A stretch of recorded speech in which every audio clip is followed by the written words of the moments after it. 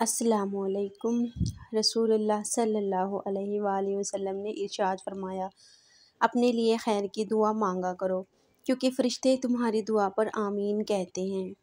کچھ لوگ ہوائی چپل کی طرح ہوتے ہیں، ساتھ تو دیتے ہیں لیکن پیچھے سے کیچڑ بھی اچھالتے رہتے ہیں۔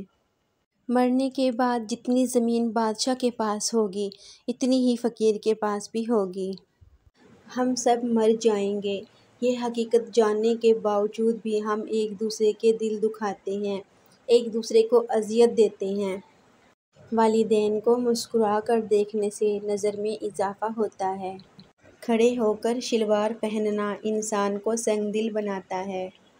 پاؤں سن ہو جائیں تو درود پاک پڑھنے سے فوراً ختم ہو جاتی ہے۔ حجاب کرنے والی خواتین کبھی کینسر میں مبتلا نہیں ہوتی۔ بے پردہ عورت اور تنگ و باریک لباس پہننے والی عورت کی اولاد بھی بے حیا نکلتی ہے۔ جو عورت پر بری نظر ڈالتا ہے، علم کا نور اس سے چھین لیا جاتا ہے۔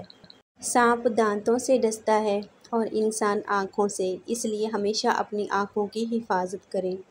وبا کے دنوں میں درود شریف پڑھنے والا وبا سے محفوظ رہتا ہے۔ جو چیز یقین کا مول کے ساتھ اللہ کے سپرد کر دی جائے وہ کبھی چوری نہیں ہوتی۔ جو شخص نہار منہ 7 عدد کھجور کھائے گا اس پر کبھی جادو اثر نہیں کرے گا۔ جو دن میں گناہ نہیں کرتا اسے رات میں مصلے پر کھڑے ہونے کی توفیق ملتی ہے۔ جو دن میں گناہ کرے گا وہ رات کو تہجد نہیں پڑھ سکتا۔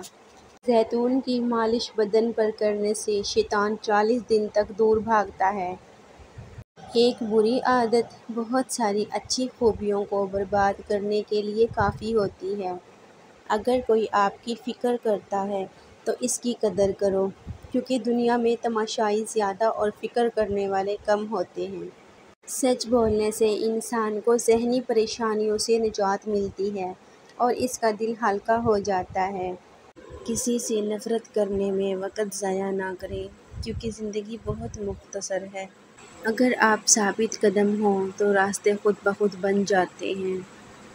جس انسان میں ذاتی صفات نہ ہوں وہ اپنے لباس سے لے کر اپنے مکان تک اپنی ہر شے کی تعریف چاہتا ہے۔ اگر کوئی آپ کے اور کسی دوسرے شخص کے درمیان انتخاب کو لے کر کشمکش کا شکار ہو تو کبھی بھی خود کو نہ چننے دینا۔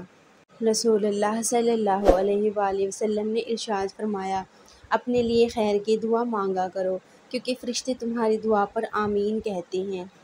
جو لوگ واقعی آپ کی پرواہ کرتے ہیں وہ ہمیشہ آپ کی زندگی میں واپسی کا راستہ تلاش کرتے ہیں۔ فاصلوں کو آپس میں اتنا نہ بڑھائیں کہ دروازے کھلے بھی ہوں لیکن آپ کو اجنبی بن کر دروازہ کھٹکھٹانا پڑے۔